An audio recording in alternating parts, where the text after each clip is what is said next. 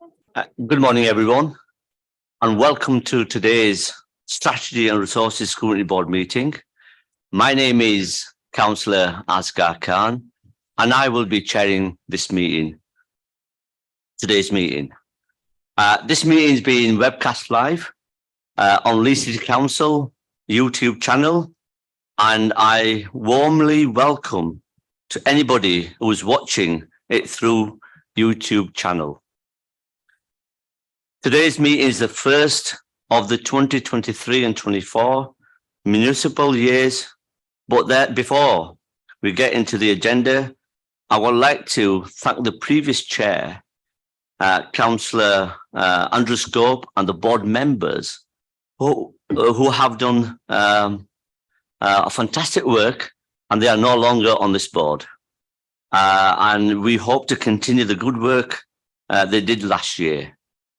At this point, I would like to invite everybody to formally introduce themselves.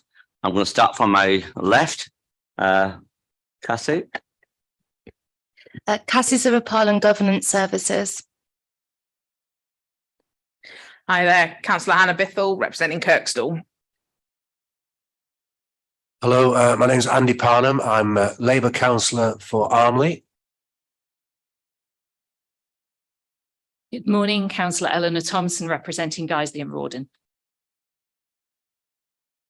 Councillor Sharon Burke, representing Middleton Park. Good morning, everybody. Councillor Gower Almas from Beeston Holbeck Ward. Thank you. Councillor Tom Hinchcliffe, Bramley and Stanley Ward.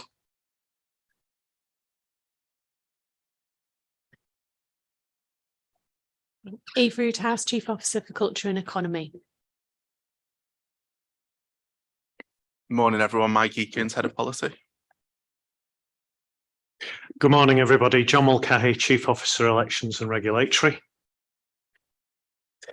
Good morning, everybody. My name is Andy Dobman and I'm the Chief Officer for Human Resources.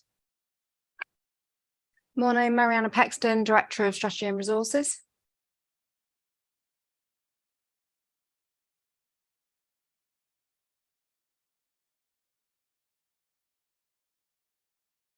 Good morning, Billy Flynn, Councillor for Adlam Wharfdale.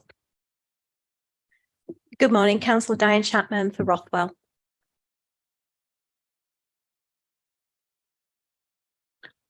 Thank you, and Rob's going to introduce himself. He's just getting the card. Morning, everyone. I'm Rob Clayton, Scrutiny Advisor to the board. Thank you. Thank you for the introduction, and I will ask the Governance Officer, Cassie, to go item up to number 5. Item number 1. Under agenda item number 1, there are no appeals against refusal of inspection of documents. Under agenda item number 2, there are no items which are excluded from the public domain. Under agenda item number 3, there are no late items. Under agenda item number 4, please may I ask members to disclose any interest in accordance with Leeds City Council's Code of Conduct. I'll take silence as none. Under agenda item number 5, there was one apology from Councillor Robinson, and additionally Councillor Pryor and Councillor Cooper are also unable to attend. Thank you, Cassie. Item number 6 is the minutes of a previous meeting held on 27th of March. Do members accept these minutes are true and correct record? Yeah. This. I'll propose them as a true record. Councillor. And I'll second them. Thank you. Okay, matters rising from the minutes. Rob, over to you, mate. Thank you, Chair. Just a couple of items of business just from the last municipal year, just to very briefly run through. Minute 103, which was a HR update. Members should have received an email from me on the 13th of June with that detail on. That item well, that information could be relevant for the work programme over the course of the year. So just to flag that element of it up. 104, minute 104 is the reference to the EDI item that we took in March. That has been partially dealt with. I know Councillor Burke has been involved with some discussion on that. There's more to come on that again as the work programme unfolds for the year. And then lastly, minute 107 referred to some recommended items from the board last year, and they have been included in the draft work programme under item 12. Thank you, Chair. Thank you, Rob. Any other matters rising, members? Nope, thank you. We are moving to item number 7 on co-optee members for the 2023 and 2024 municipal year. Rob, briefly, can you go through, please? Yes, thank you, Chair. There are a number of standard items that scrutiny boards take at the start of municipal years, and this is the first of 3 of them, which is, as the Chair said, in reference to co-opted members. Scrutiny boards can choose to appoint co-opted members should they wish to. That would be into 2 categories, really. There'd be 5, which could be appointed for the length of the municipal year, or 2, which would be on a specific work programme item. And just to note, I mean, we do obviously have regular officers in attendance and guests from external to the council. So the work of a co-opted member wouldn't be to replace that sort of expert view. It'd just be if we felt we could add some more value by having a co-opted member. Just lastly, there are some legislative requirements for some scrutiny boards, but they do not apply to strategy and resources. So it would be up to us if we wished to have a co-opted member on. Thank you, Rob. Any comments or questions from the board? Nope. Okay. Thank you. Are we happy with the recommendation on the report on page 17 of the agenda pack?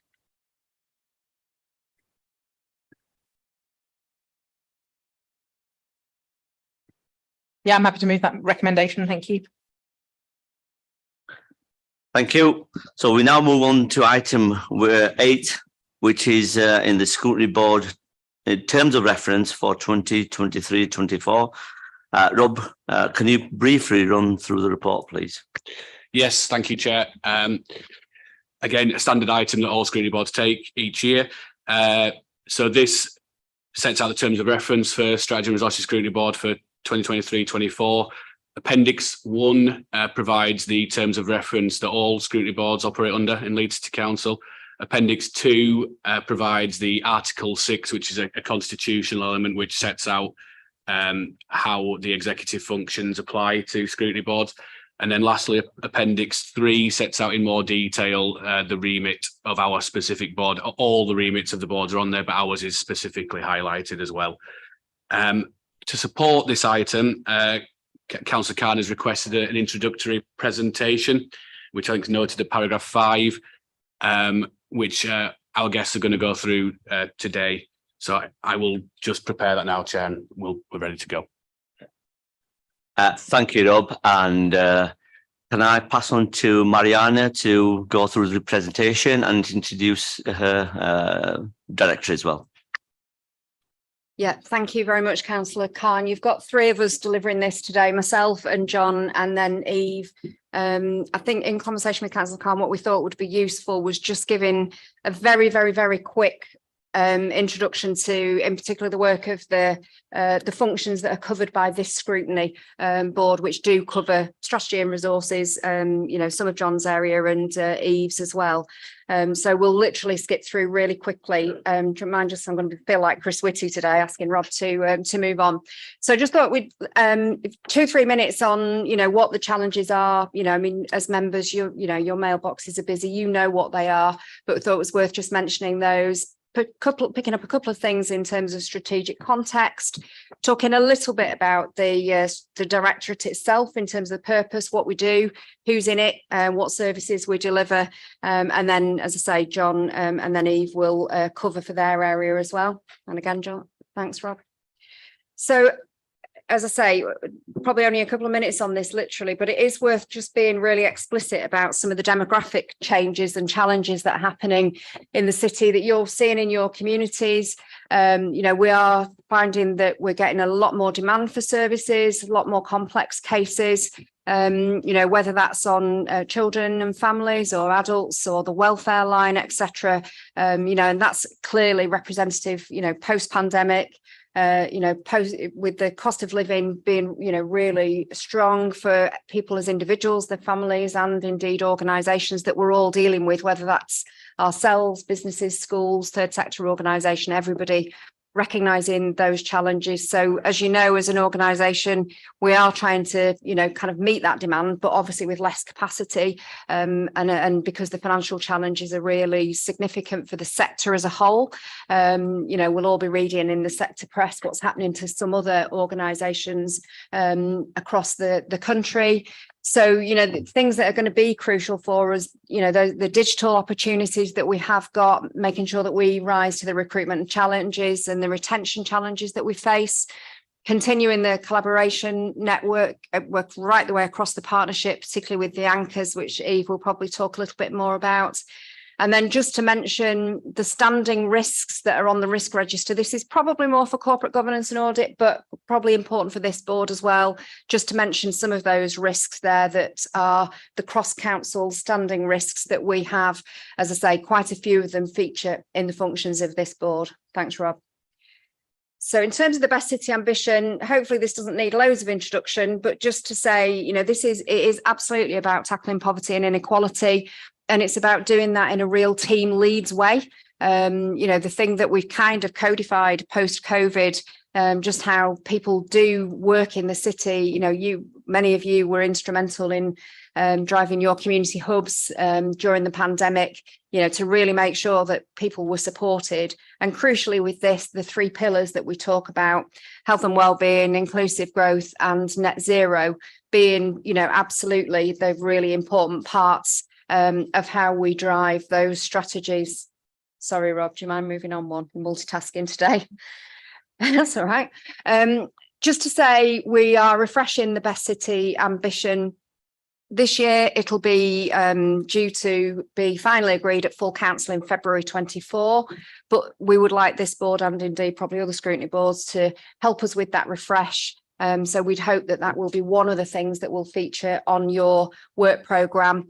In particular, it will pick up, Eve is undertaking at the moment a refresh of the inclusive growth strategy, and colleagues are also undertaking a refresh of the health and wellbeing strategy. And in particular, the Best City ambition will pick up, the kind of the latest information from those strategies. And I don't know how many people were at the Marmot launch last week, but also making sure it picks up, how we sort of really can use that extra, those additional ideas, for example, that we might get through that collaboration to really target poverty and inequality.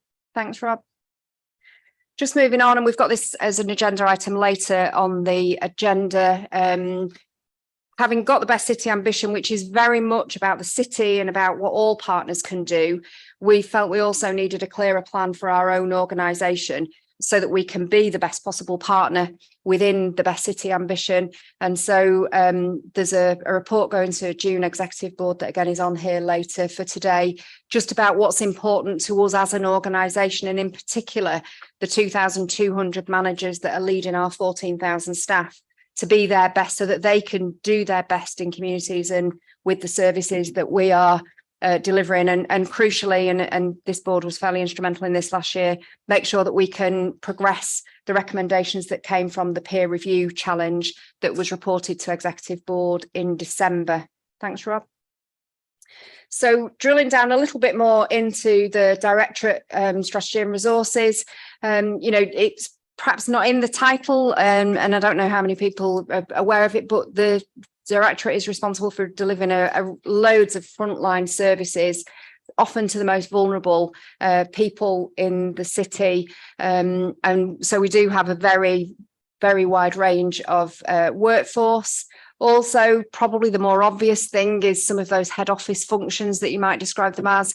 where we provide leadership on some of the support services, whether that's finance, you'll often see Victoria here, legal, digital, human resources, etc. So as I say, it's about 5,000 staff, and importantly also has some of those key statutory functions.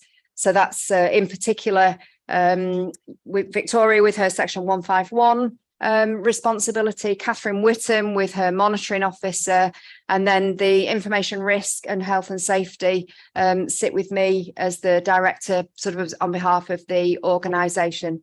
Thanks, Rob. Trying to time this so that you're sat down when I need. Everybody loves the structure chart, and Councillor Khan was particularly keen that we included this to try and give you the kind of who's who. I don't expect you to read it. You've obviously had it in your packs from Friday, but just to say that's the chief officer cohort who, you know, will all be as responsive as we can be to members when we get any inquiries and any requests for information. So you can see there who, and obviously each of those colleagues I would anticipate will appear at scrutiny at some point during the next municipal year, and we'll try and sort of probably make sure that the work programme that you know we do get that right the way across. If you just go on one, Rob, thanks. So just to unpick a little bit what is in each service, I talked about a lot of frontline services. So Civic Enterprise Leeds is about 3,000 staff. It's got you know everything from building services, facilities management, passenger transport, cleaning, catering, fleet, school crossing patrols, etc. You know, lots of visible people that you will see in your communities out there delivering services are a part of Civic Enterprise Leeds. Integrated digital service is slightly different because it is a function that is provided across the council and the NHS, in particular to the what was known as the CCG in Leeds. I won't bore you with all the detail, but it's part of the NHS in Leeds. And obviously a wide range of things from your kind of people who do literally come around and fix the kit through to, you know, those that are thinking about cyber security, digital change, information security, etc. Legal and democratic are people that you see a lot, democratic colleagues in particular. You'll have come across whilst new members have been undertaking their induction, Lord Mayor's office, and obviously legal right the way across the organisation, whether that's, you know, advising on individual children and their circumstances through to planning, for example. Human resources, you'll see Andy a fair bit here, you know, anything really to do with employment from, you know, the very practical end of that employment through to organisational development, lots of the EDI work, workforce planning, but also health and safety. Thank you, Rob. Nearly there. And then financial services, again, obviously looks after, you know, the budget in particular, but also things like treasury management, all the capital. Internal audit is a function within finance, which is important to us. And then, you know, a bigger service area around council tax, business rates, and then core business transformation, which is a, you know, big project for us in particular this year that's really important. Strategy and performance is a bit of an eclectic mix, ranging from comms and marketing through to the stuff that we've talked about. Mike's part of that, all the performance analysis that you see, etc. Consultation, risk, performance. So things that you will see at exec board and these meetings are often produced by that team. Shared services is another big operational area with the contact centre, business administration and business support, which is all things like payroll, financial transactions. And then crucially, it's only one person, but it's a really important role for us. And I think you've met Vanessa, our Freedom to Speak Up Guardian, which is a relatively new role, been in place coming up for about a year, really trying to make sure that all colleagues feel as though they can speak up, and that their voice can be heard if they're worried about anything, or indeed if they want to, you know, say how well things are going as well. I think that's me to the end of mine very, very quickly, and pass on to John unless there's any questions. Before we pass on to John or Eve, can I say thank you for the presentation, Marianne? It's really informational presentations. Before I open to the board members, can I warmly welcome Councillor Lewis, James Lewis, the leader of the council, and also Councillor Deborah Cooper, the deputy leader of the Leeds Council, and the exec member for resources. She'll be coming to our board meeting regularly. Do you want to just introduce yourself before I open to questions to members, please? Thank you, Chair. I think you've covered everything there. Nice to see everybody. Shall we continue with the presentations, and then maybe when we get to discussion at the end, we can say a little bit more? Councillor Cooper, do you want to? Yeah, morning, everybody. Nice to see you all. I look forward to working with you throughout the year. Thank you. Any comments or questions from the board members on the presentation? The reason I brought this presentation was because we've got new members on the scrutiny board as a new chair. It was really helpful for me to understand the director and the scrutiny board. So I thought I'd share it with the board members. So that's why I brought this here as well. So I'm going to ask Eve to do a bit. Is it John's? Okay. Sorry, apologies. John, it's over to you to do your presentation, please. Okay, thank you, Chair. Good morning, members. My name's John Mulcahy. I report to James Rogers in the Community Housing and Environment Directorate. There are 5 services within elections and regulatory which fall under this board's remit. They're all on the slide before you there. I'll go through them very quickly for you. So first of all, at the top left there, we have entertainment licensing. Licensing committee, of course, are the ones which recommend policy change for entertainment licensing. And they also have subcommittees where they make decisions on licensing applications where there's a dispute or where a representation has been received against an application. The sort of licenses we look at are personal license holders, premises licenses, which includes the events, temporary event notices, gambling operators. Decisions regarding them are taken by the Gambling Commission, not ourselves as a licensing authority. And we also look at a number of miscellaneous licenses, including scrap metal licenses as well. The main work that's coming up for the team at the moment is looking forward to the event season now, in particular Chapeltown Carnival and Leeds Festival on August Bank Holiday weekend, and the Licensing Committee's work programme is looking at that at some detail at the moment.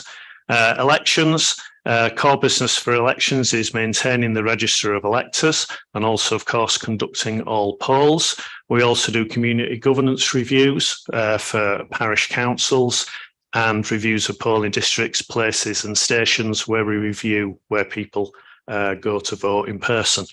The main work of that team at the moment, they're beginning now to look at the they'll have the annual canvass at the end of this year to do for the register. And then next year we have local elections, West Yorkshire mayor elections in May. And at some point next year, we will have the general parliamentary election as well. So we're beginning to prepare for those polls next year. Taxi and private hire licensing, again, we have licensing committee which agree the policy. Most decisions are taken by officers for taxi and private hire licensing.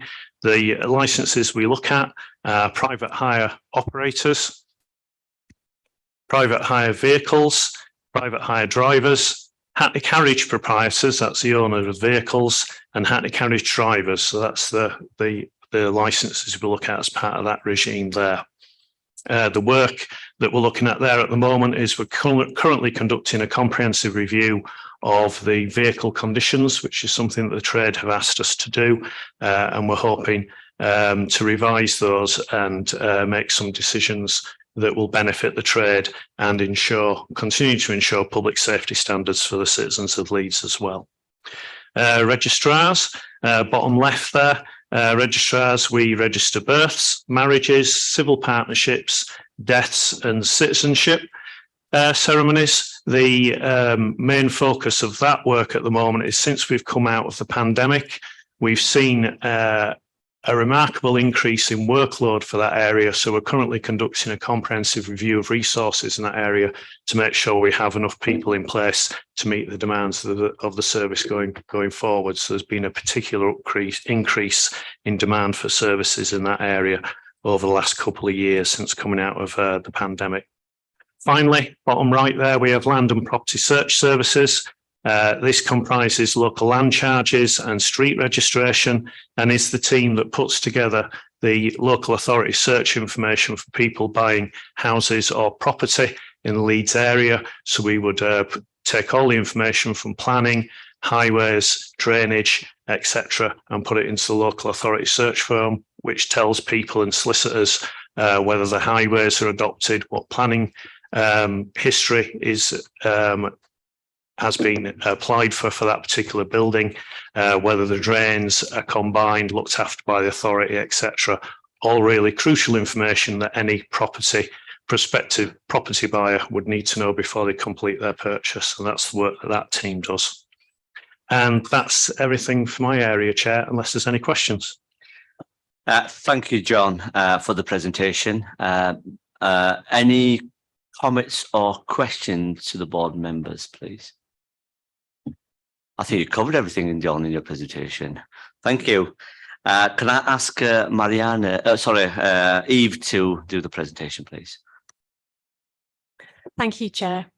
I'm part of the City Development Directorate, which is headed up by Martin Farrington, who's the director of that directorate. There are 5, again, nice, neat numbers. There's 5 areas that the Scrutiny Board are responsible for scrutinising across my service areas. The first is culture programmes, and the headlines around the culture programmes service are that it's responsible for developing the culture strategy and the implementation of that culture strategy across the city. Also responsible for the cultural investment programme, which invests 1.8 million per annum into cultural organisations. There is a relevant executive board paper that is going to this week's executive board around the cultural investment programme, which gives more information about the plans for the next 3 years in relation to that programme. And thirdly, Leeds Inspired, which is a promotional kind of way to make sure everyone in the city knows what's happening around the cultural activities in the city. Oh, by the way, it's just a test fire alarm, so don't be alarmed. I'm still in my seat.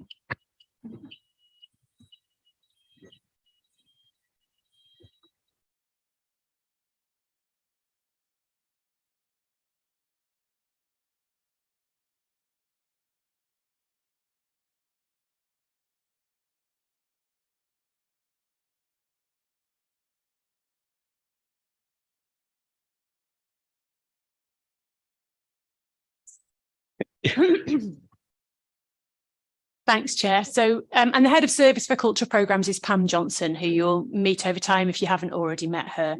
The second area in my culture programmes team, in my culture team, is Leeds Museums and Galleries. So Leeds Museums and Galleries manages 9 museums, galleries and heritage venues across the city. We hold an incredible 1.2 million objects.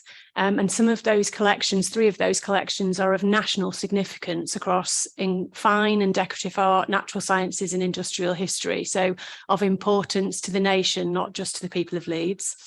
The service has almost 200 full-time staff, but is extended by over 300 volunteers that support our museums and galleries across the city. Our key partners include Arts Council England, who actually provide a grant of £1.6 million per annum to Leeds Museums and Galleries as a designated national portfolio organisation. It's a part of the group of national portfolio organisations across the country. The head of service for Leeds Museums and Galleries is David Hopes. So the third area is Leeds Arts Events and Venues. So the Arts Events and Venues team does what it says on the tin. They programme events right across the city throughout the year. They're responsible for programming Millennium Square, also the Carriage Works Theatre and the Town Hall when the Town Hall is open. It's currently closed for restoration. The events that they deliver are a range of both free to attend events and also paid for events which bring income into the council, but in effect are covering the costs of delivering those events and the teams that are there. The key things, just to give you an example of some of the things that they do, we deliver kind of bands in parks right across the city. We deliver the Leeds International Concert Season, which is regularly attended by around 26,000 people across the city. So we're providing lots of special occasions, I suppose, for people to come together and to enjoy life in Leeds. The head of service is Matthew Sims. The next area is Leeds 2023. So last year's Scrutiny Committee took evidence around Leeds 2023, both in March and November, and we'll be coming back to give more evidence around Leeds 2023 this year.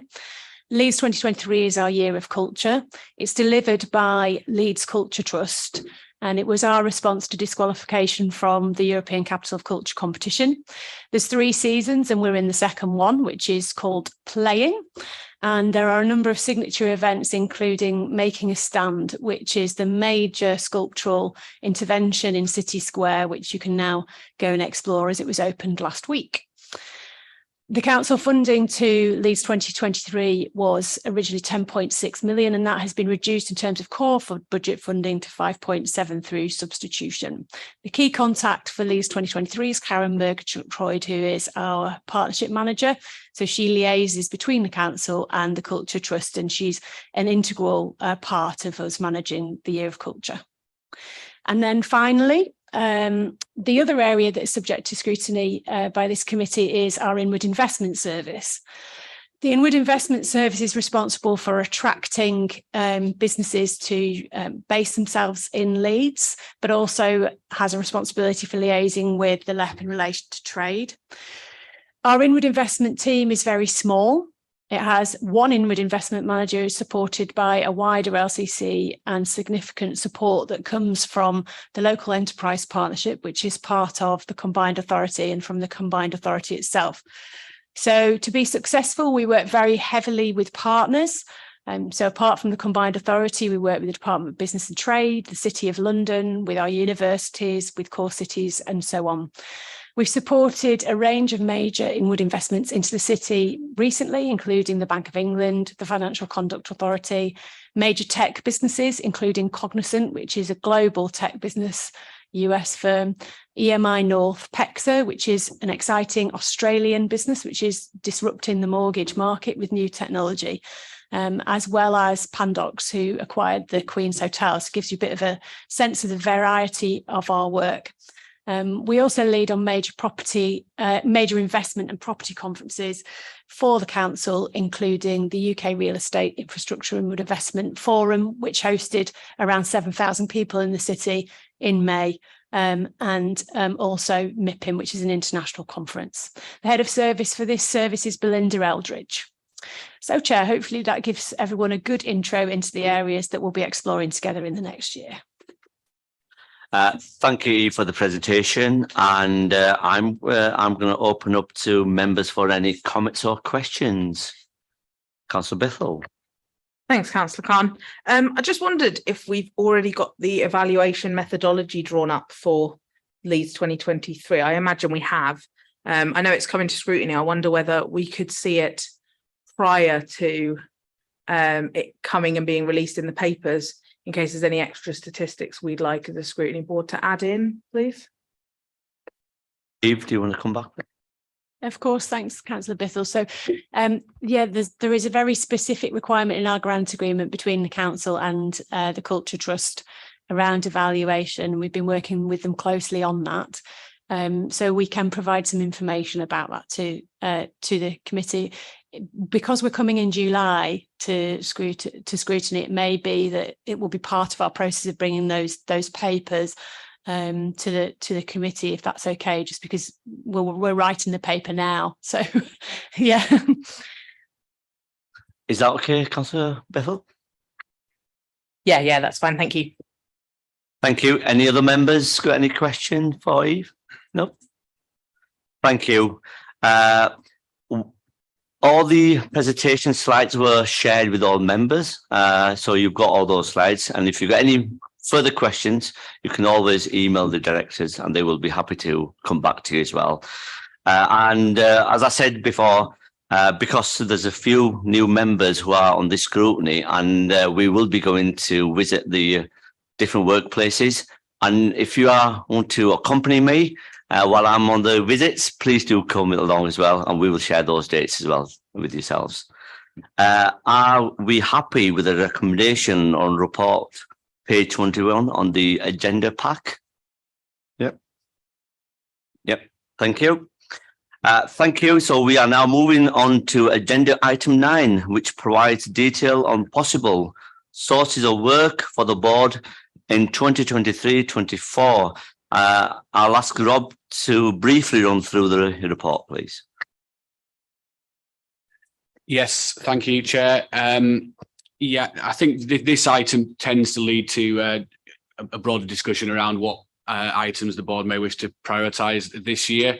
Just to note, Appendix 1 has the best city ambition included as a strategic framework for the work of the council and what we might wish to look at. And also just to add in, this role of scrutiny is to try to seek to add value. And prioritise our work around adding value and trying to do that for the council. So just to highlight that as well, Chair. Thank you. Thank you, Rob. I'll open it up to board members for any comments. And also I will open this stage. I will ask if any directors, Mariana, John or Eve, even Councillor Cooper or Councillor Lewis want to comment on this item. Please, happy to do.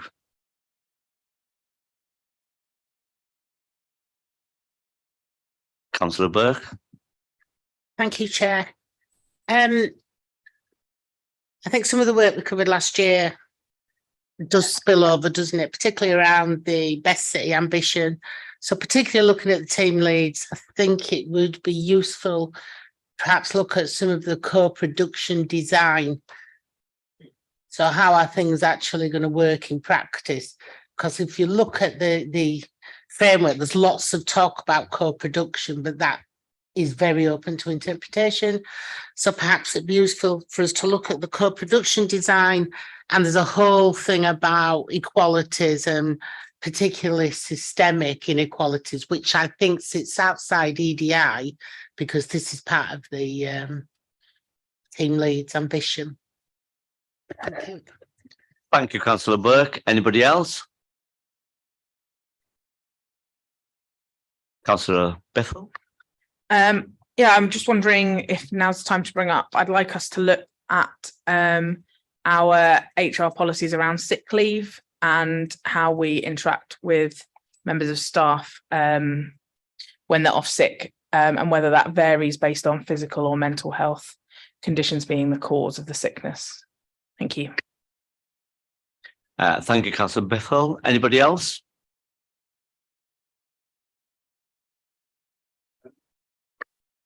Is this the time to bring up the issue that I spoke about earlier? Okay, so I'd like us as a scrutiny board to look at commission services and in particular the conditions of frontline staff that effectively deliver the work of Leeds City Council, even if it's at arm's length through a third party like a charity. And some of the people around this table will be aware that I do actually work for a charity, so I've got an interest to declare. I'm a one-to-one support worker. I've been for 10 years and I work for a charity that is commissioned to deliver one-to-one support to some of the most vulnerable people in our city. And my feeling previous to being elected was that, you know, these are the most vulnerable people in the city, and they're often being let down because there is no one in place to deliver those services because of the conditions of pay are just not adequate to for most support workers to stay in post for longer than a few months, really, and sometimes a few years. So I do feel there's a lot of talk, quite rightly, about conditions of Leeds City Council employees, but more and more services are being delivered at arm's length through commissioned charities. So I think it's important that we make sure that employees are looked after, and also that Leeds City Council council taxpayers are getting real value for money in those services. Thank you. Rob, do you want to comment on the commissioning side a little bit, please? Thank you, Chair. As we discussed in the pre-meet council panel, that I will look into that and come back to you in more detail on how we might scope that for the remit of this board. Yeah, thank you. Thank you. Any other comments? Councillor Chapman.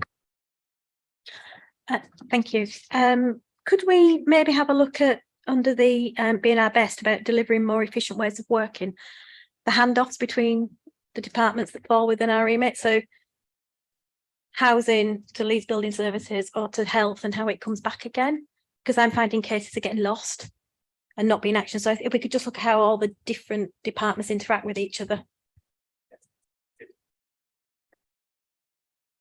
Councillor Burke, and then I'll bring you in as well. Just another couple of things, Chair, please. Some of the strands have real synergy and overlap between them. So if we're talking about young people, and that's linked to mental health within the community and business growth, I think it'd be really useful to have a look at how we as a council are using traineeships, or perhaps how we could better utilise traineeships and other forms to encourage young people into work, particularly around NEAT agenda. Thank you, Councillor Burke. Can I bring in Councillor Hinchcliffe? Thanks, Chair. Yeah, just it's slightly off piece, this one, but it's probably more relevant for the next few years. But if we could look into how staff use technology and artificial intelligence and whether that's going to impact services at any point, and whether, you know, staff are seeing this as in a positive way, maybe it can be added to staff surveys in future. Thank you. Anybody else? Thank you for those comments and, you know, questions. And while we were discussing this, Rob was busy taking notes, and we will make sure we bring it back to you, to this board again. Are we happy with the recommendation in the report on page 39? Yep. Thank you. So we are now moving to item agenda 10, which is performance report. And can I ask Mike and Mariana to go run through the report, please? Yeah, sure. I'll start. So this is a regular report, comes twice a year, goes relevant parts go to each scrutiny board. Hopefully mostly speaks for itself. It, you know, provides you with some quantitative information and then often a bit of narrative to bring things up to life and explain, you know, any deteriorations in performance, any improvements in performance, you know, sometimes trends, that kind of thing. Fair to say there's a few ups and a few downs in it, as we would probably expect with, you know, some of the challenges that we're facing. And I think probably other than that, Chair, just be happy to take questions between Mike and myself, and in particular Andy on this one, in case they're around the people agenda. Mike, come in. Just very briefly to add, Chair, there is a slight error in one of the pieces of information in the report, so apologies for that. On the gender pay gap, which is on the bottom of page 63, number 5, the mean hourly rate gap for 2022 should be 3.8%, not 4.5%. So apologies about that. But yeah, that error is at least in the right direction in terms of that figure. Thank you, Mike, and thank you, Mariana. Any questions from board members? No? Councillor Bethel? Thank you. Yeah, there's a lot of things in here that would be really good to pick up in terms of more detail. Whether or not that's done separately, because obviously this is a summary document, or not, obviously is for the chair to decide. But I think for me, the key things that I'd like to pick up on further is the breakdown in terms of the representative workforce. We've done that with women's roles, and the outcome is, I think, what, if we accept stereotypes of gender roles, we would expect, which is, I guess, worrying but not unexpected. So I'd like to see that done for the other protected characteristics as well, please. I wonder if there could be a breakdown on mental health. So obviously it's a huge proportion of our leave, and that covers such a myriad of conditions. We wouldn't probably put in a summary physical health as enough of a breakdown. So I wonder if there's more that can be done there. In terms of the gender pay gap, I'm really glad that both mean and median have been provided, because you're absolutely right that mean has gone down, but the fact that there is such a high median is also really worrying, because that's how we understand the spread and things, isn't it? So looking at the gender pay gap in more detail, and what can be done to equalize it across the different parts of the entire organization. In terms of customer complaints, I was surprised by the asterisk that said that the percentage figure was previously not reported, in the sense that it didn't feel, and this might be my naivety being new to the board, it didn't feel like it would be that large a challenge to work it out. Like, we must know, do we not, how many complaints we've had that year? So I wondered if actually we could get that comparison in terms of percentage. And then the final question is around the information management and governance. I wondered what again, it might not be answerable here, I wondered what the outcomes for us were of missing that being 100% with the ICO office. Thank you. Thank you. Mariana, do you want to come back? Can I suggest Andy takes the first three, Mike the fourth one on complaints, and then I'll try and pick up the last one on freedom of information. And if I don't know the answer, we'll have to come back to you. Thank you very much. Yeah, so your first point, just in terms of breakdown of data, yes, absolutely, it's a fair point, because information we've got isn't in the report very granular, but we certainly can drill down or provide that for you, Councillor Biffle. Likewise, of your second issue about mental health, we probably have some more analysis we can give you on that in terms of the granular level of detail, but we are a little bit limited because we are very dependent on how it's recorded in the system. And as you'll appreciate, people do record mental ill health in different ways. And obviously it can touch on different reasons for ill health. But we're currently looking at how we record that. So there probably is more analysis that we will be happy to share with you on that. Third point you've raised just in terms of the gender pay gap. So yes, we do obviously report both on mean and medium. And you are right that medium is, if you like, that positional position. So it does tell us something slightly different. We do also report more detail on that on the annual pay policy, which goes to the General Purpose Committee.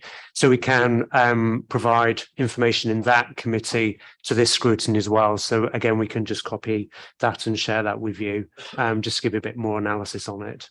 Thank you.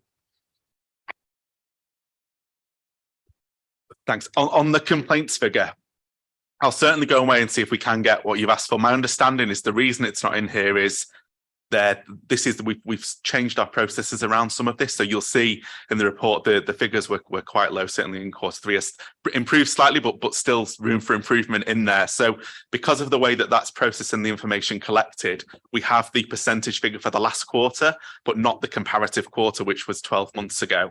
I will go away to see if we can do the working back to get that for you, but that's the reason it's not here today, and I'll feed back to the board afterwards.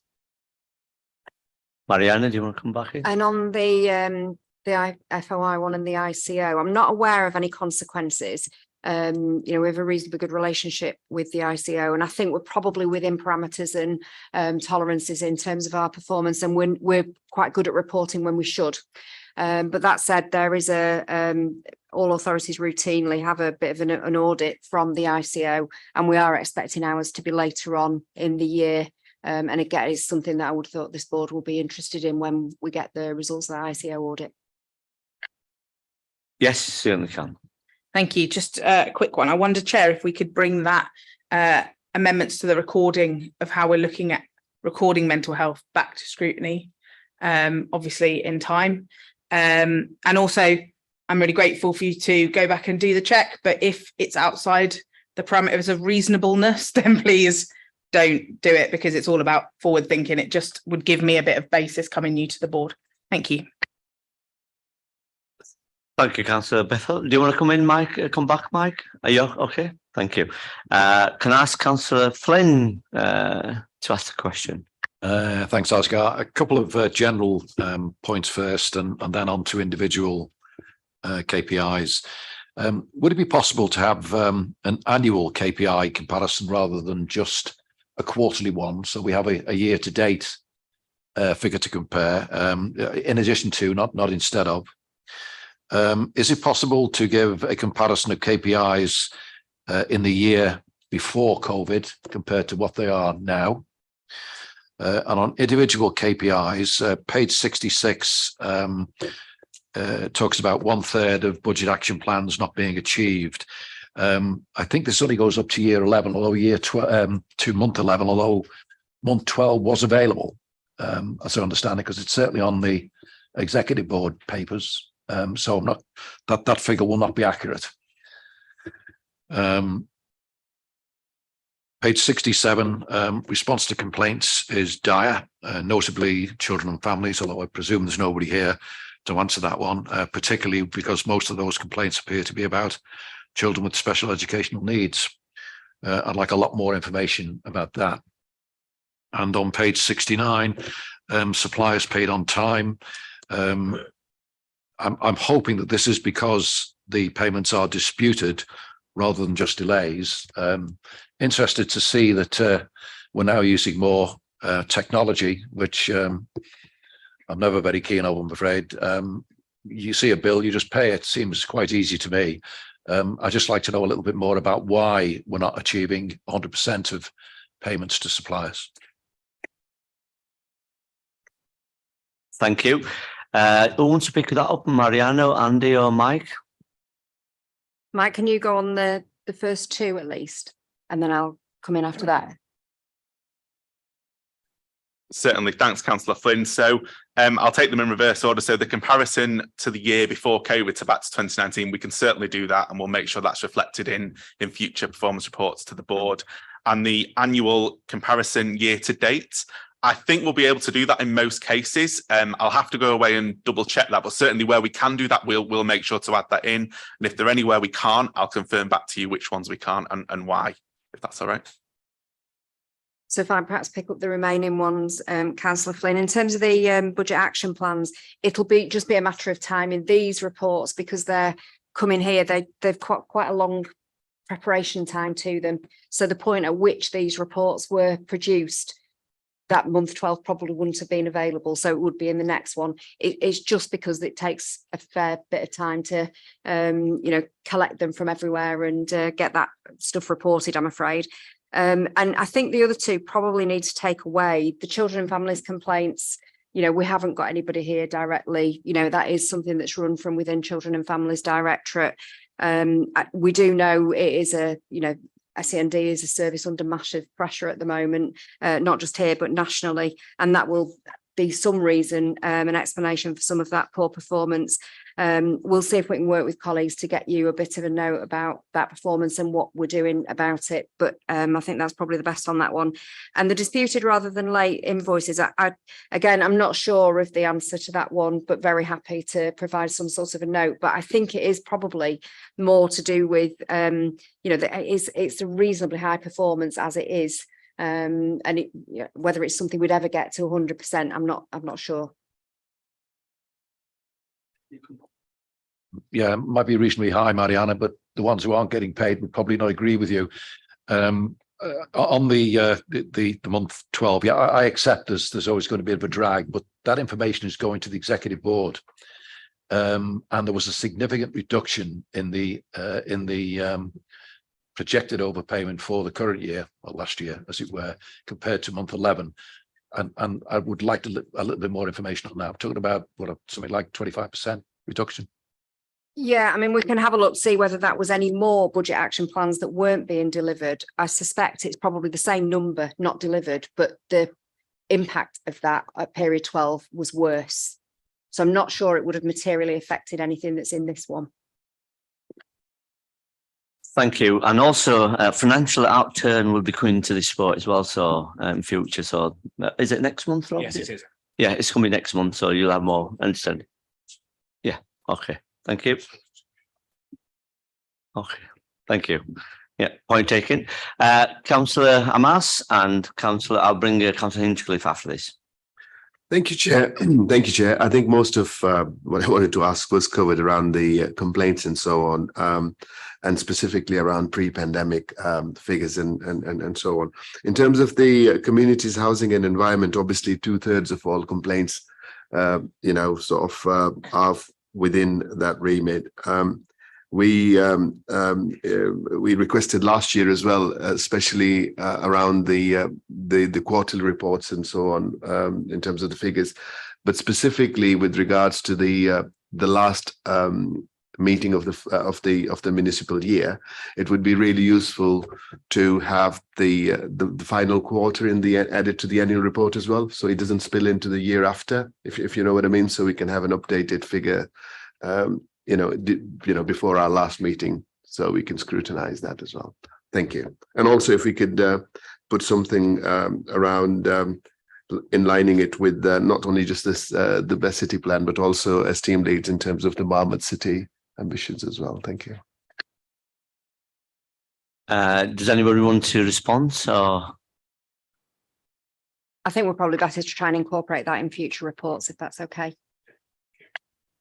Are you okay, Councillor Mass? Yeah, thank you. Councillor Hinchcliffe, please. Thanks, Chair. Just picking up on Councillor Bittle's point about mental health sickness. When we do look at the detail, can we look at the services that are most affected by mental health sickness and whether there's any patterns in terms of location and ward and which services are most affected? Thanks.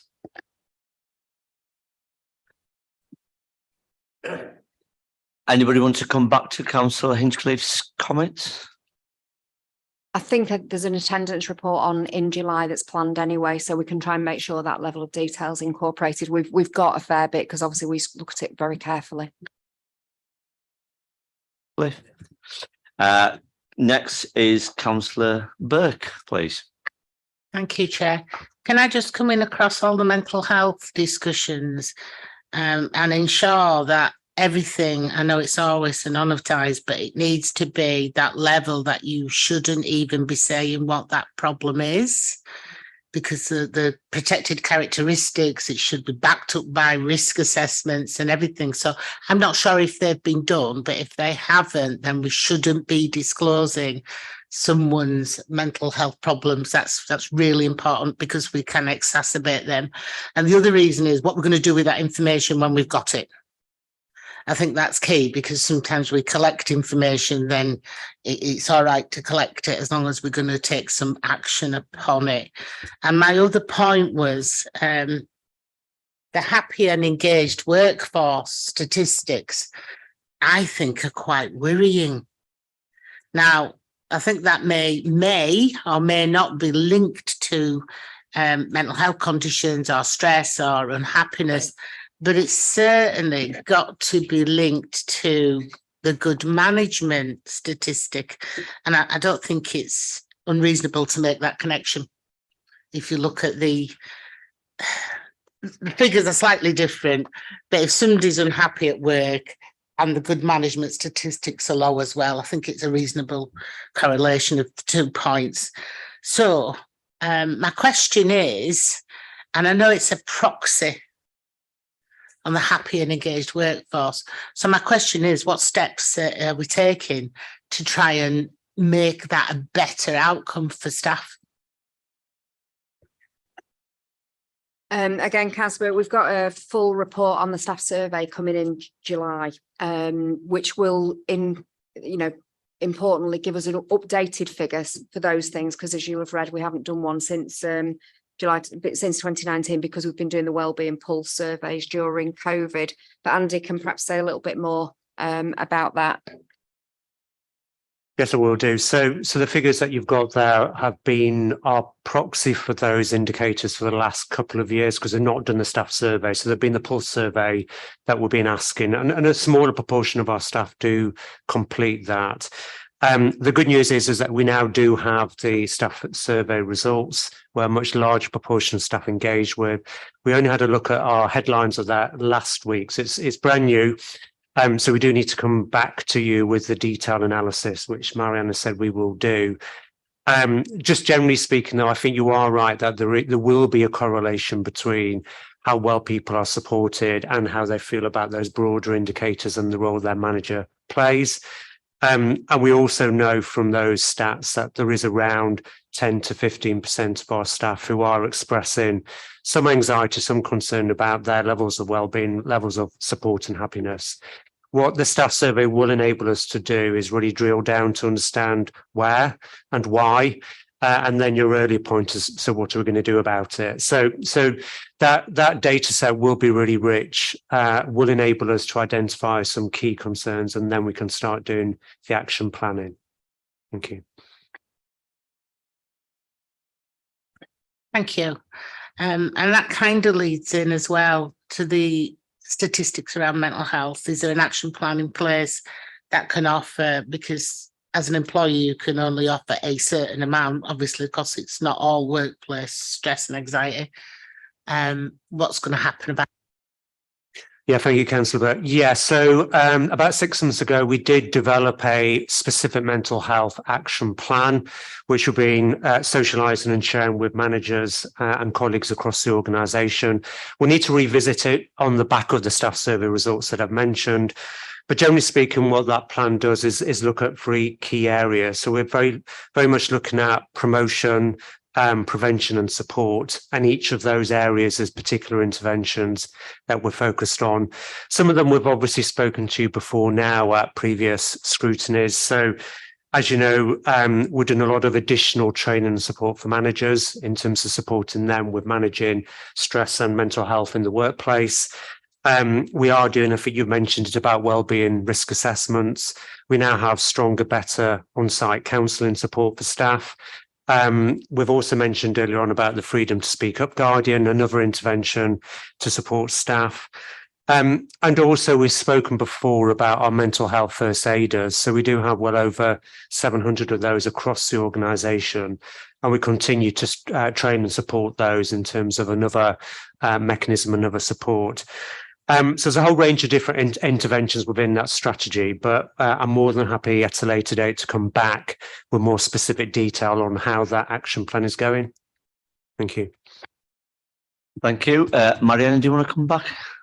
And I think I was just going to mention in relation to Councillor Burke's point, just to build on what you were saying about confidentiality, when we do bring the staff survey back, obviously it'll have like those global figures across the organisation and each directorate and a lot of service areas. But for the much smaller service areas, you can't drill down that far for those very reasons. So just to manage those expectations and say that up front, we've got it to absolutely the lowest level we can get to so that you can get meaningful action without compromising that anonymity.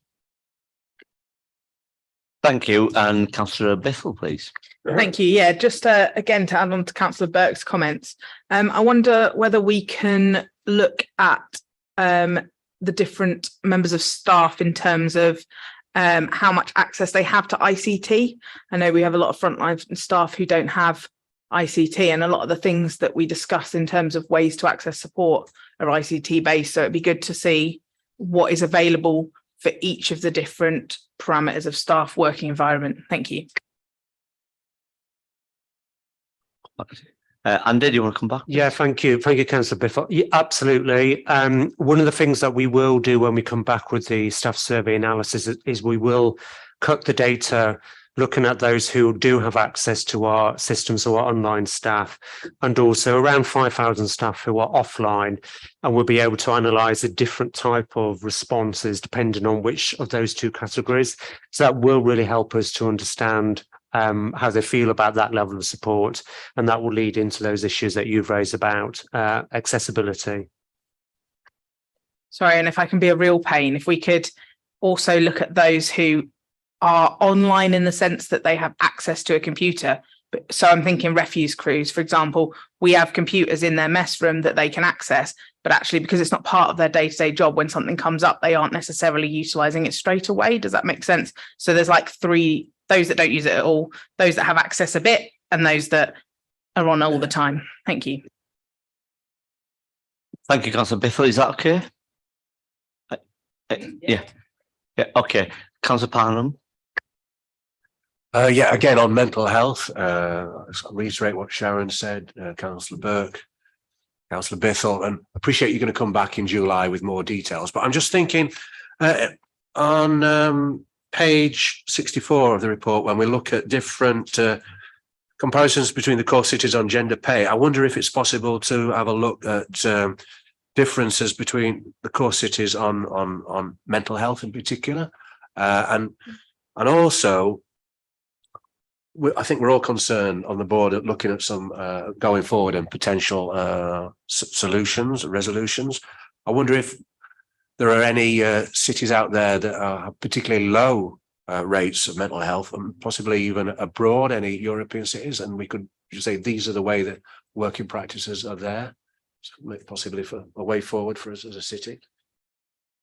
And did you want to come back, please? Yeah, thank you. It is a good point, and we're always keen to do appropriate benchmarking, particularly with our geographical neighbours, the anchors that he's mentioned already, but equally the core cities. There will be some core city analysis that we can do on the mental health.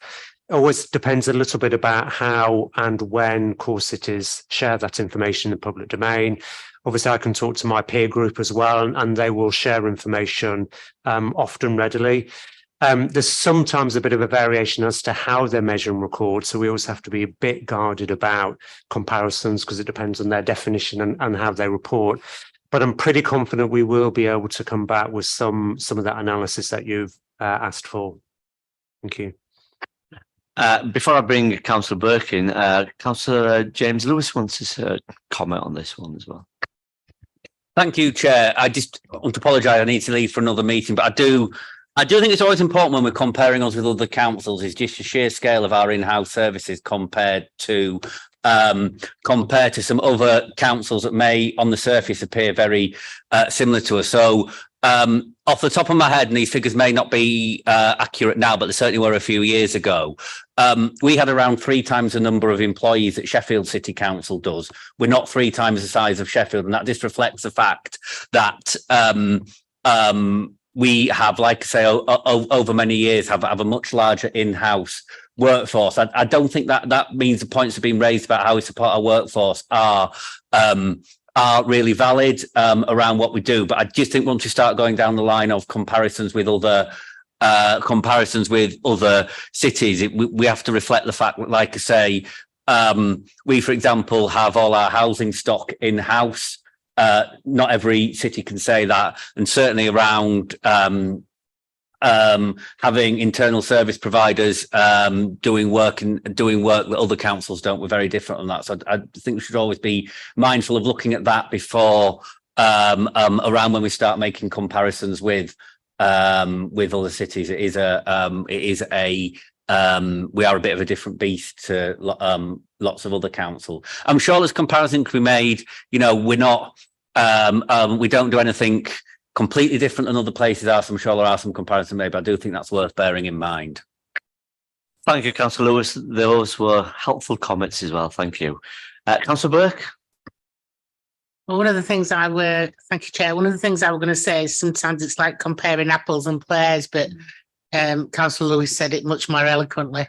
What I was going to make a suggestion, if I may. There is a particularly useful qualification. It's NCFE cash. It's a level 1 wellbeing. It's very stretching.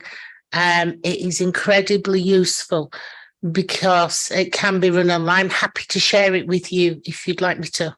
But it's individuals can do it. It does raise awareness about your own well-being, about ways to keep well. So it's just a suggestion. Perhaps we could look at it first for not mandatory, but perhaps for all staff who were interested as a starter.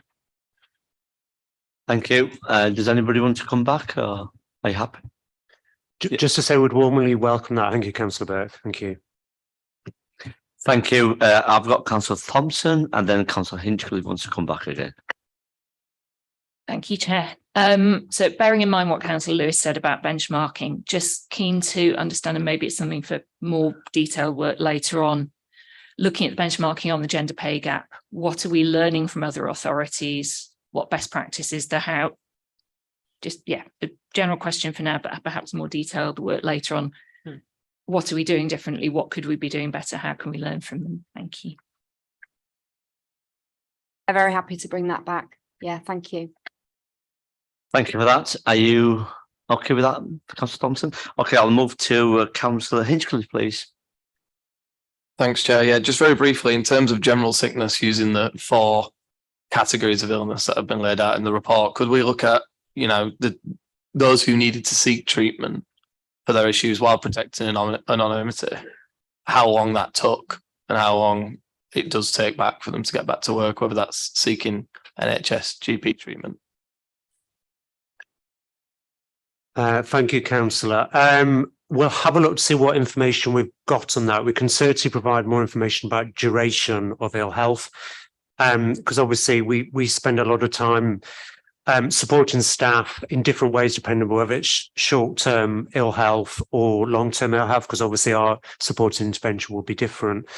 Whether we will always know whether the individual members of staff have sought clinical input from their general practice or from tertiary care.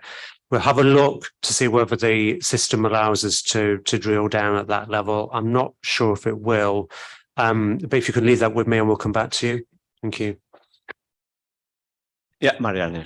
I guess what we would have is our forms of our own occupational health in those circumstances. We'd have that we could give, but not necessarily broader NHS provision would be more of a challenge, I think. Is that okay, Councillor Hinchcliffe? Yeah. Any other members got any questions or comments? Nope. So are we happy with the recommendation on the report on page 57? Anybody want to move? Yeah, we're happy. Thank you.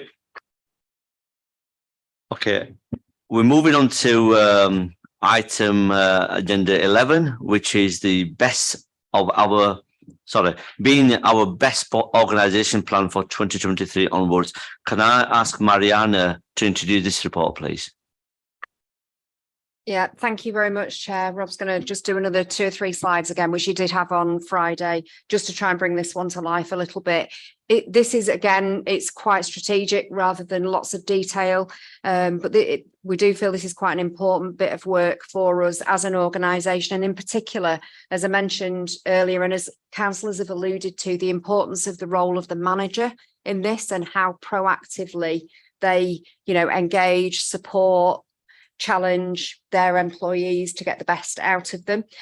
So this is really targeted. It's probably the first time I think we've had a document that's so directly targeted at that cohort that we've been working on with Councillor Cooper, and that we've now shared with that group. Are you okay getting the presentation? Oh, okay, that's all right.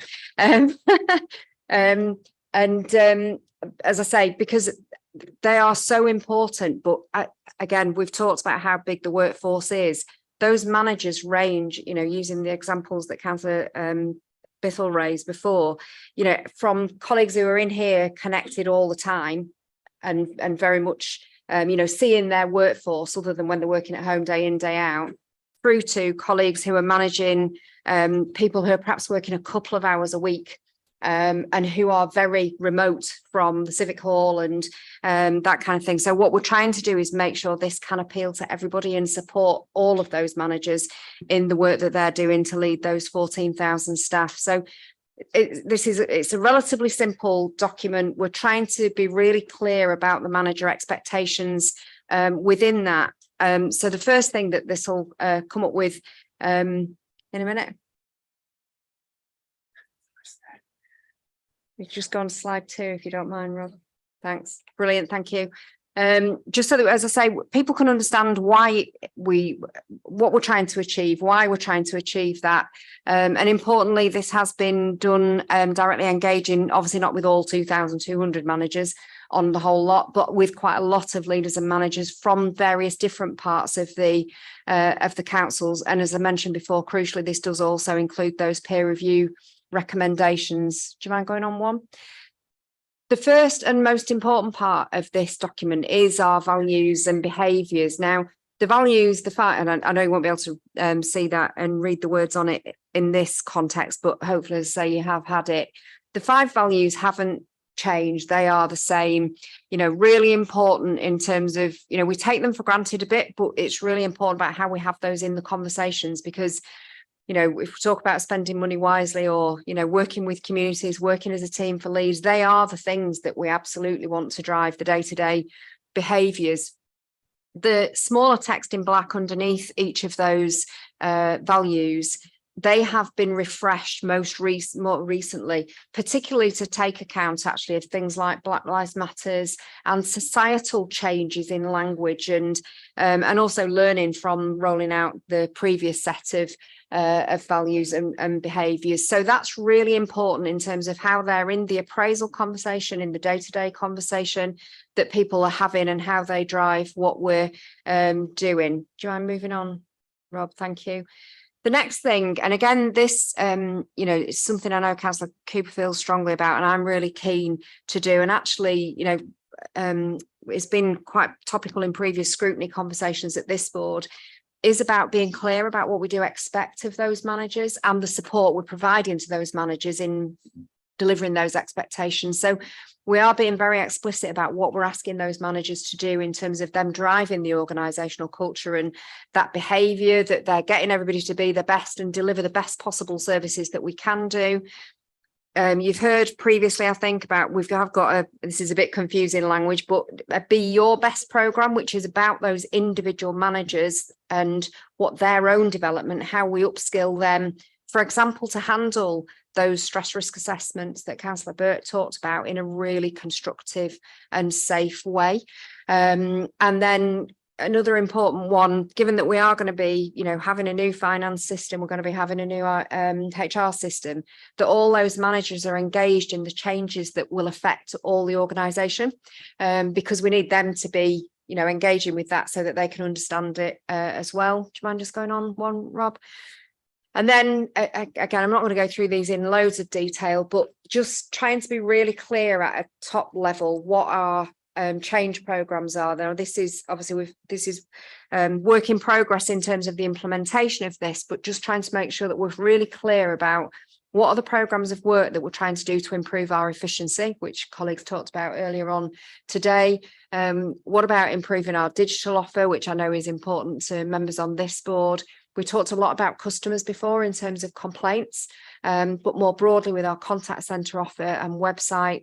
Crucially, the work we do with people and families that you mentioned about earlier, you know, that one-to-one type work and work with families.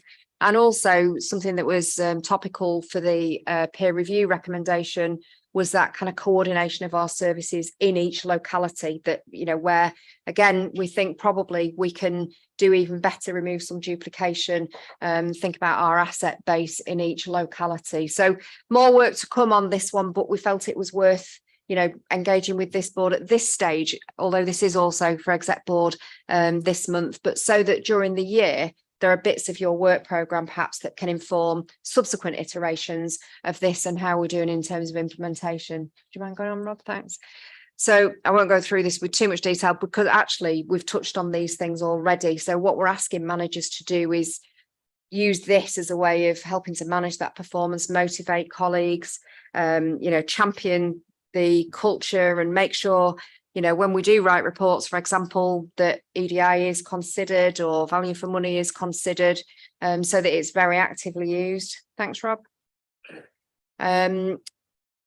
This is more an officer thing, but it's quite important that you know that we've got a fairly clear internal comms and engagement strategy. You get the member and MP update from us periodically. We also obviously do a lot of that kind of communication, you know, particularly to all managers every week, all staff every week, and to senior colleagues as well. And then periodically there is a partner update, trying to just make sure everybody is as engaged as possible and aware of what's going on as they can be. Is that the last one, Rob? One more. And then again, I know you won't be able to read this on here, but this was just trying to set out what that annual cycle of important stuff looks like for each manager. So whether that's engaging with the financial planning and budget planning that we do, appraisal cycle, staff survey results that we've talked about already, and importantly in December when we have that recognition week where we say thank you to our staff and try and make them feel valued, so that hopefully that kind of helps wellbeing, etc., is laid out in there. That's it, Chair. To quick run through. Sorry, that's a bit superficial, but hopefully helps bring it to life a bit. Thank you, Mariana. And I will open up to any comments or questions from members, please. Councillor Bithell, please. Just for a change, Chair. Could we hear more about the staff recognition week and what that actually entails, please? Also, it would be good to have come back, Chair, to another meeting and update on the manager training. Obviously, we've already heard today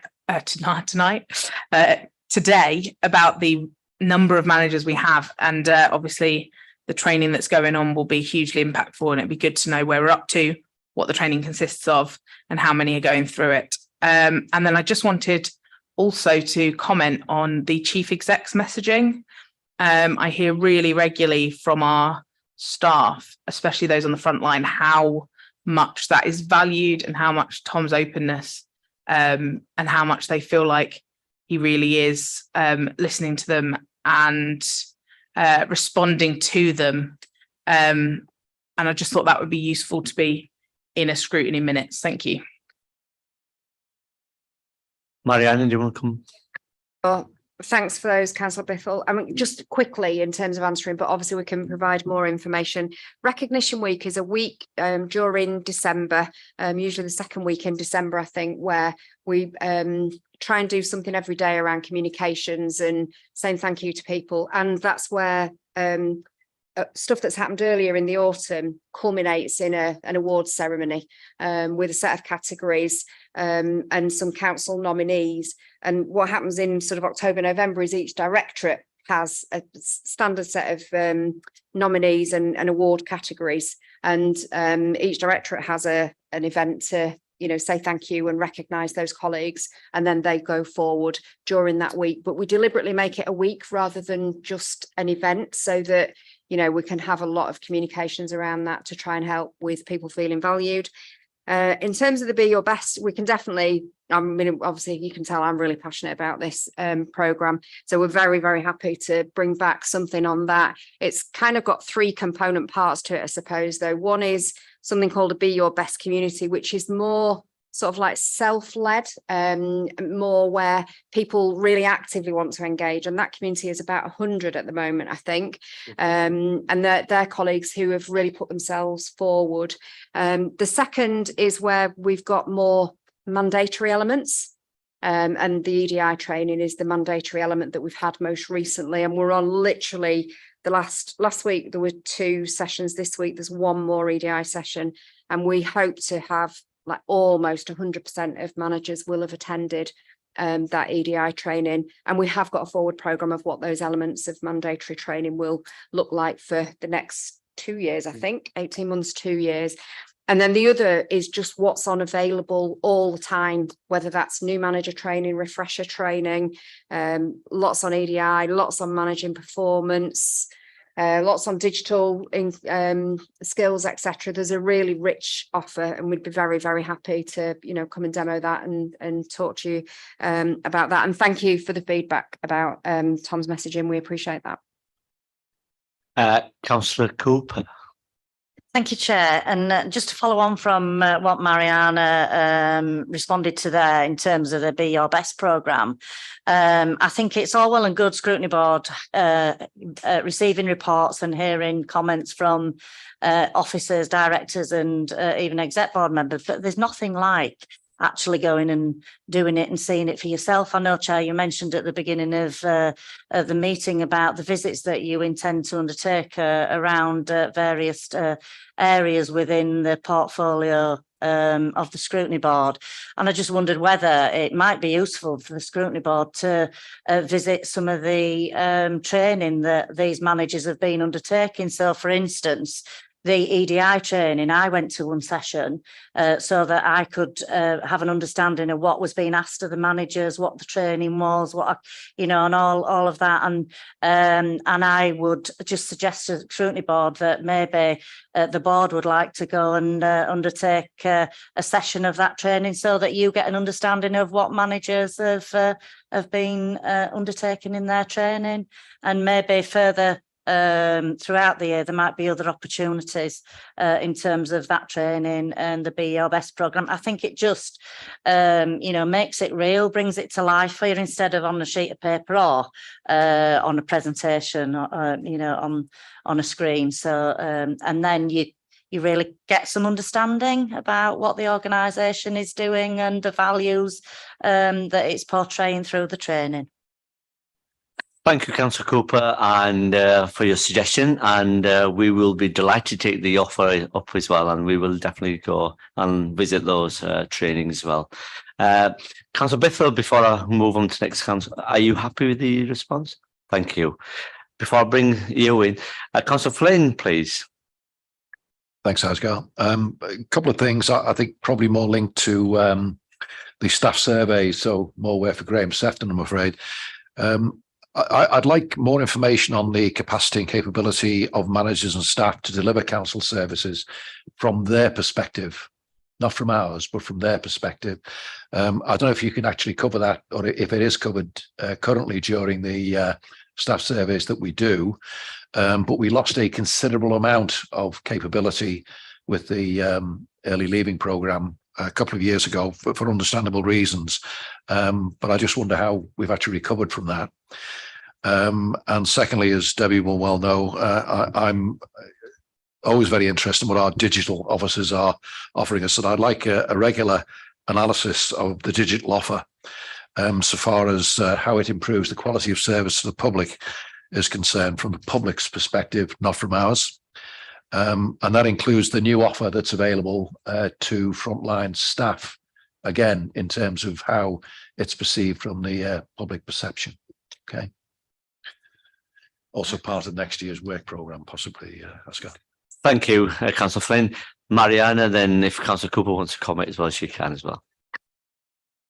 Yeah, I mean, in terms of the staff survey, as I say, we will bring a pretty thorough report, and probably we'll do another presentation, to be honest, to bring it to life for you in July, and we'll try and make sure it answers your first question, Councillor Flynn. And the second one, I think we're going to keep returning to that. The staff survey will give us some information about digital, and not necessarily the impact directly in terms of public feedback, but how staff feel about it. And it will be an area for us to work on. So we'll be progressing that one. Thank you, Councillor Cooper. Thank you, Chair. And again, I know that there's a long-running history of Councillor Flynn and digital issues that I have been involved with over a number of years. But I think it's important, actually. So some of the points that Councillor Flynn made there about getting other people's perspective on what we do and what we think we're doing, in the right way. And I think it's really important that Scrutiny Board can capture those perspectives as well. So I'd support what Councillor Flynn said about that. And any additional training or visits, Billy, that's needed, I'm happy to accompany you along the way. Thank you. Councillor Flynn, do you want to come back, please? Yeah. A quick one. I mean, quite generally, I know I'm a Luddite, and I accept that. But I've actually stopped going to IT now for service, because what happens is whatever's wrong is fixed for 5 minutes and then it goes wrong again. I mean, it took me, I think, either 16 minutes or 90 minutes to get into my laptop one morning. No particular reason. The wheel of death. Very good sort of broadband signal and all the rest of it. Teams meetings just weren't connecting at all for weeks. That's me. I'll get a good service. I know I get a good service when I ring up and ask IT staff to sort it out. I just wonder how members of staff are affected when they have similar problems, because it's not just happening to me. I have asked Debbie. It's not just me. I'm happy to try and have maybe as part of July's report on staff satisfaction, I can also look into what feedback we have about the help desk, and maybe bring something on that in July alongside it. I don't know what that performance is, although I'm not aware of major issues either in terms of quantity or quality of feedback. Generally, I think the view to be very helpful, but we'll try and bring that back in July. Thank you, Mariana. Councillor Flynn, are you okay with that? Yeah, thank you. Councillor Harm, please. And I'll bring you Councillor Chappie as well. Okay, so I know we're critical friends on scrutiny, but I have to say that the reports I'm very, very pleased to read, and also about the issues of team leads and building the best city, the ambition. I've read all these scrutiny papers I've read them as a newly elected member for Armley, and although there's many wonderful things happening in Armley, of course we face some difficulties. The managers I've met in the previous month, I've got to say, have been exceptional, very supportive, and for us to be able to deliver in places like Armley and Beeston, the targets of equality that are set out in these reports, we really do need to take that cohort of managers with us long term. I think that's essential. So I'm really, really delighted to read about that. So I just want to say that as a positive comment. Thank you, Councillor Palmer. That's really helpful as well. Can I bring Councillor Chapman in, and then our Councillor Burke as well? It's just a quick one. Mariana, when you looking at the help desk stats, could we look at maybe repeat calls if we get them? Yeah, sure. I'll try and make sure that's a feature, Councillor Chapman. Yeah.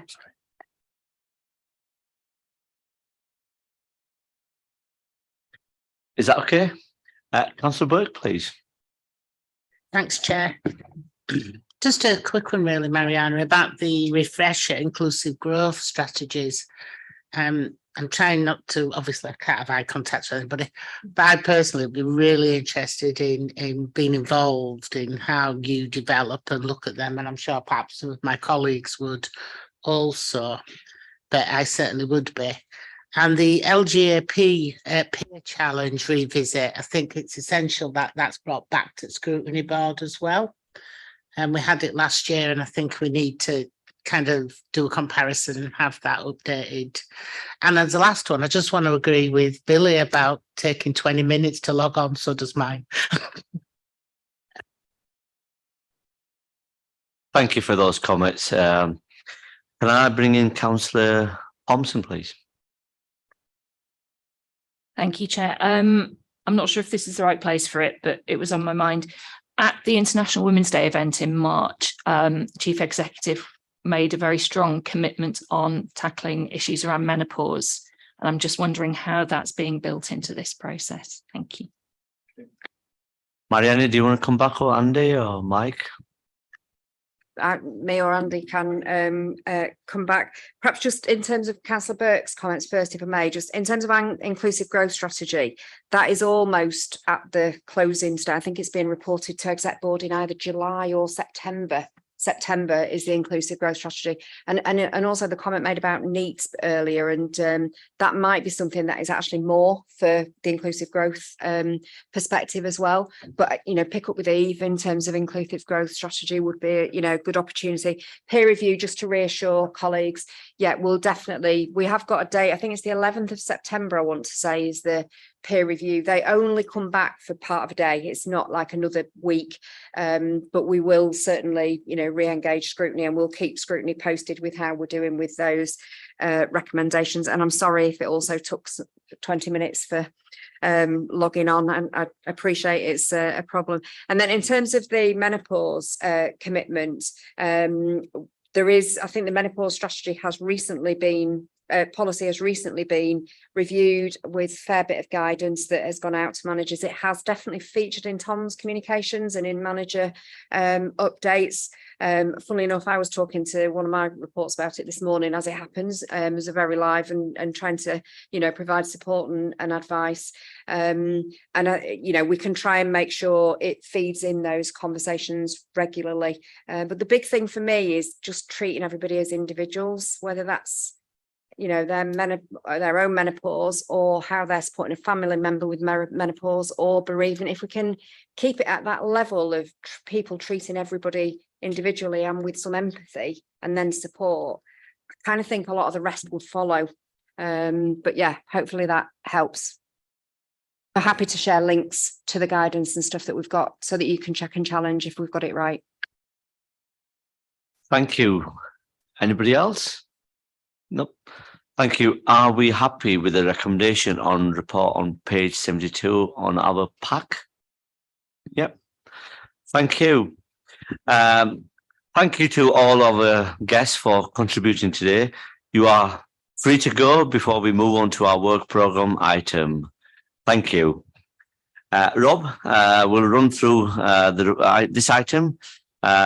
Please, over to you, Rob.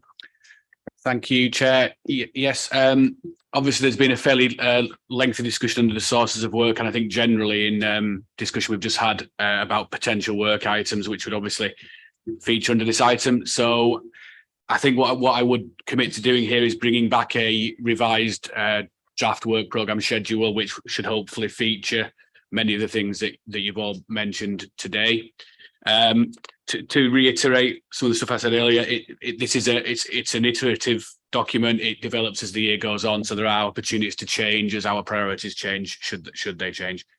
Yeah, I think that's it, Chair. Thank you. Thank you, Rob.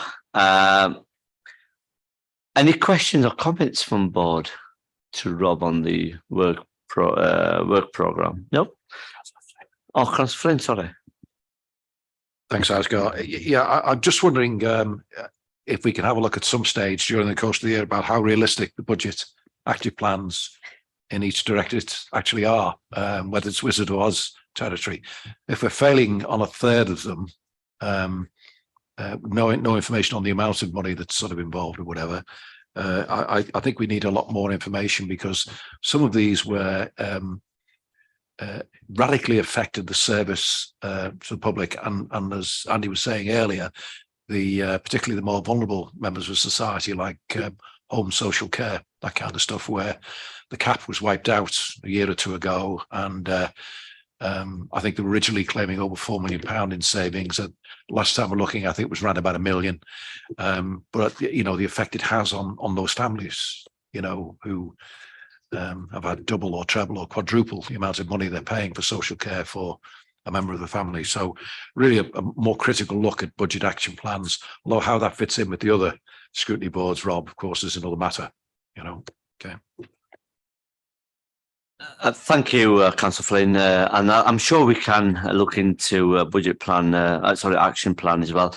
And Rob and myself, we will go back and we'll come back later on this year to bring that forward for you as well. Thank you. So obviously we've raised these issues, various issues.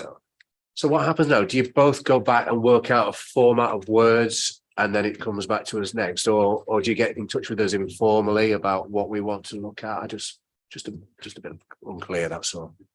Rob, do you want? Yeah, thank you, Councillor Panham. Yes, some of it is discussion with colleagues about timing. So you wouldn't want to have a large piece of work in an area where there's going to be workload pressures for colleagues. So you do need to discuss with directors and exec members around the timing of stuff, so we're not getting in the way of some of the major priority, for example. But yes, it is a straight answer. The chair and I would go away, and we'll come back so that the appendix 1 to this report will, and perhaps the report itself will contain reference to what we've discussed today. So you'll see an outline plan for when they will come forward next time. Thank you, Rob. Any more comments? Councillor Kitchener? I just realised, I know I'm on a different scrutiny altogether. The last one I was on last year was infrastructure investment and inclusive. So that's why when I've come into here and I don't I do recognise you, but I've realised it's a different board. I did enjoy the one last year, but I'm really looking forward to working on this one. I've just sat here and listened to you all, and I think, yes, I'm looking forward to it. So thank you. Thank you, Councillor Kitchener. Councillor Chapman? In terms of future work, one of the things we've looked at in the last couple of years has been the contact centres and their performance. And it was pretty dire 2 years ago. It was getting better, but I think it'd be useful for us to have that again, particularly the web contact, because last time we checked, we weren't able to track how long, if someone comes to us via the web, the website, we can't track how long it's taken to resolve the query. And I still think that's a big issue. Thanks, Councillor Chapman. Yeah, I think within the discussion we've had today, I've taken a lot of notes. I think actually that element came up, perhaps not directly as a review of contact centre, but certainly in my mind, I thought, well, we could look at those stats again. So subject to your views, Councillor Kanya. Yeah. Thank you. That brings us to the end of today's business. Thank you all for your contribution, and I will look forward to our next meeting on the 17th of July at 10 a.m. Thank you for all of your attendance, and I will now conclude this meeting. Thank you. Have a safe journey back home. Thank you. Bye.